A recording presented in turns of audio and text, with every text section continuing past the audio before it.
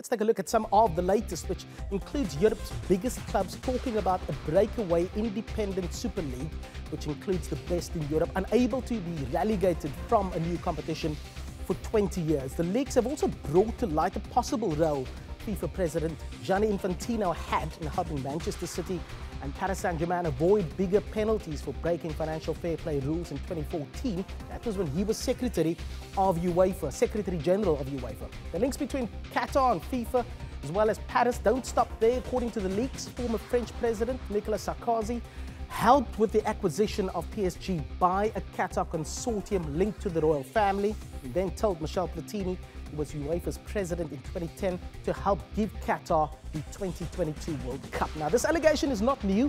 Earlier this year, former FIFA president Sepp Blatter told Beyond the Game in an exclusive interview that this is why Qatar is a World Cup host.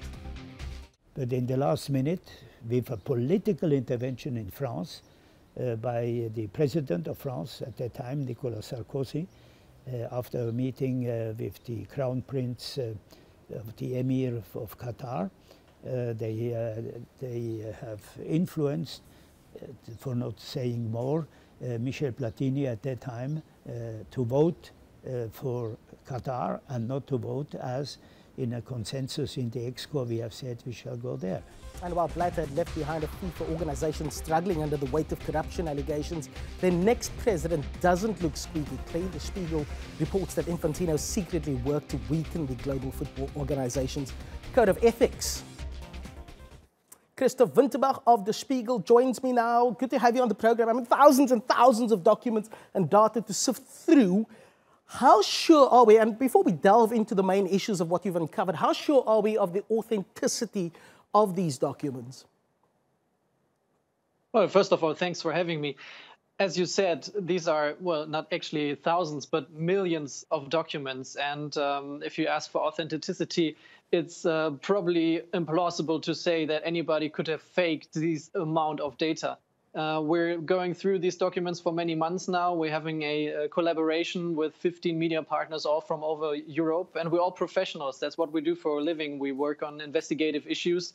That's the joy and the strength of free press, that we can work on these kind of issues, and we can ask people about issues that might be confronted to them, people of power and of money, and we can confront them with the documents. And so far in our revelations, nobody has questioned that any of the documents aren't real.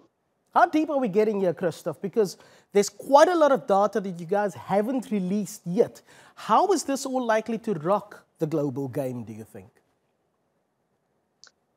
Well, for example, if you take the story that we published about the potential Super League that could come in the next years, that's something that would really fundamentally rock the football business, and it would affect every single fan in Europe, because it would devalue the national leagues, and the big, powerful, and most rich clubs could break away for a private league.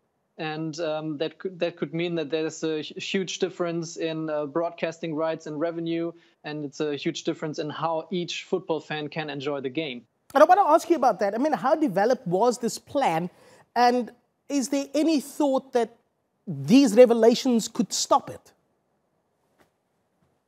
Well, what we extensively covered was a span of a couple months in 2016, when the plans were in fact very precise, and they worked on it in great detail. They even went towards founding a company that would be in charge of running the Super League. And they even thought about in which country should they base this company. They thought about who should be the manager of this company, and where do they get employees from? How do they pay them? How much do they have to pay them?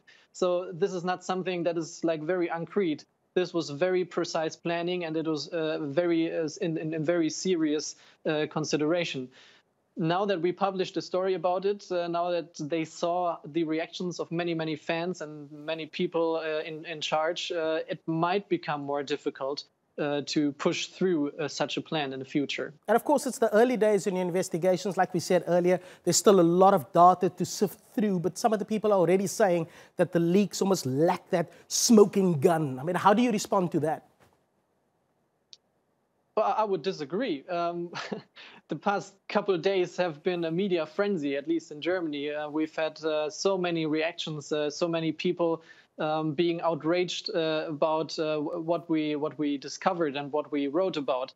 These are stories about political influence. This is a story about state influence in football. And this is a story, like I said, that could rock the football world from this point going on. So this is a very strong topic moving forward. I want to talk about one of the revelations coming from those reports that you've uncovered so far. Is that of FIFA President Gianni Infantino having a hand in almost softening these sanctions against Manchester City and PSG in terms of financial fair play? He hasn't had a good few weeks, has he, Infantino? Well, these stories stem from his time at UEFA's Secretary General, when he was still having that post at UEFA. And he helped PSG and Man City to get very favorable settlement agreements for the massive breach that they committed.